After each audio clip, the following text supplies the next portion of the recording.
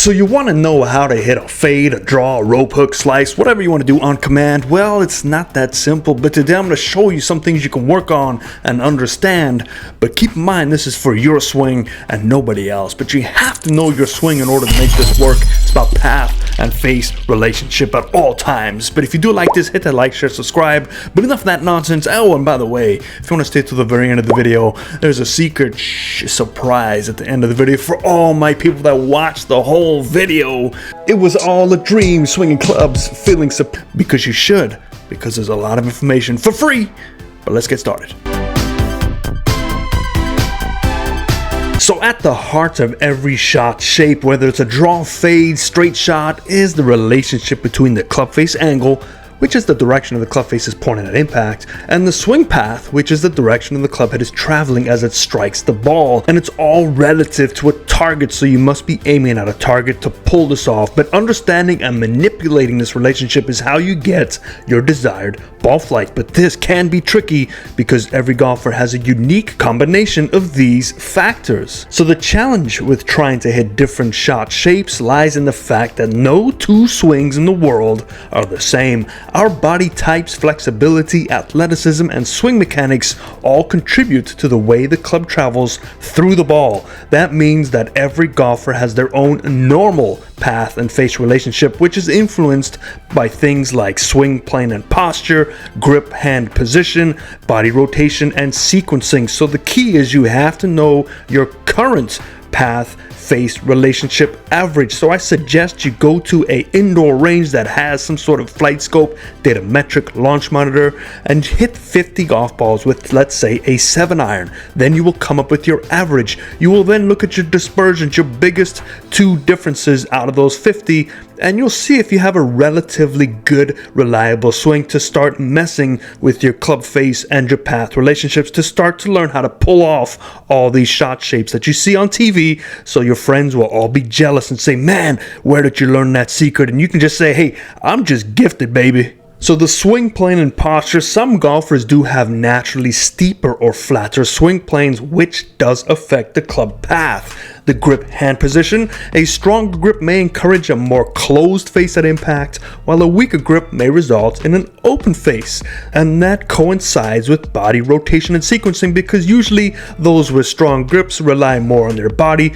those with weak grips rely more on their hands. But how your body rotates through the swing will affect both the swing path and how the hands release the club face. And this is where the real difficulty comes in, because your normal path and face relationship might already produce a slight draw or fade by default. Trying to intentionally shape shots without understanding this dynamic can lead to more inconsistent ball flights or ineffective swing changes. So the key is to know your normal path and face relationships before you start messing around like an amateur scientist. So once you've come up with your average, you can start to make small modifications based on your natural swing or your averages, and you can start to make subtle small modifications to adjust the ball flight. So for a draw, if you have a neutral or fade swing, you can focus on swinging it a bit more into out and closing the club face slightly.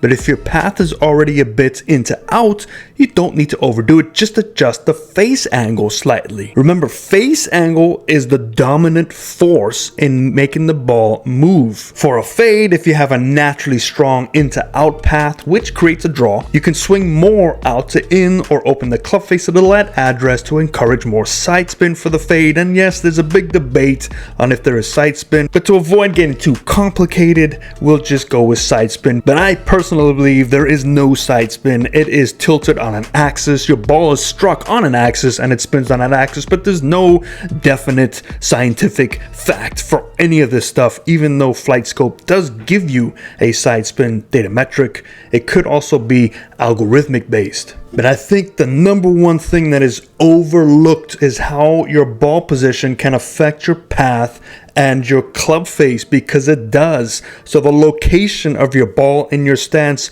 if you follow me, you know has a direct influence on your swing mechanics, specifically your path and the face angle at impact. The ball position can alter the angle of which the club approaches the ball, which will affect both the path and the ability to close or open your club face. And again, it's based on how much motion your body has and where your current path-face relationship is. Now you can start to mess with the ball positioning. I would not recommend this to try and curve the balls left or right, because ball position is a very tough subject. But let's just say this for argument's sake, for a right-handed golfer to start to draw the ball a little bit more, you want to encourage an inside to out swing path with a slightly closed club face relative to the path, relative to your target. So one way to promote this is by placing the ball slightly back in your stance to the right side. Yes, I know it doesn't make much sense, because it used to be thought that if you place the golf balls more towards your left foot, you have more time to close the club face. But what we know now about path and face, that's not really the case. So why does this work? Because the club will make contact with the ball earlier in the swing arc, which typically leads to more of an in to out path. Additionally, with your ball back in your stance, it becomes easier to close the club face as you make contact.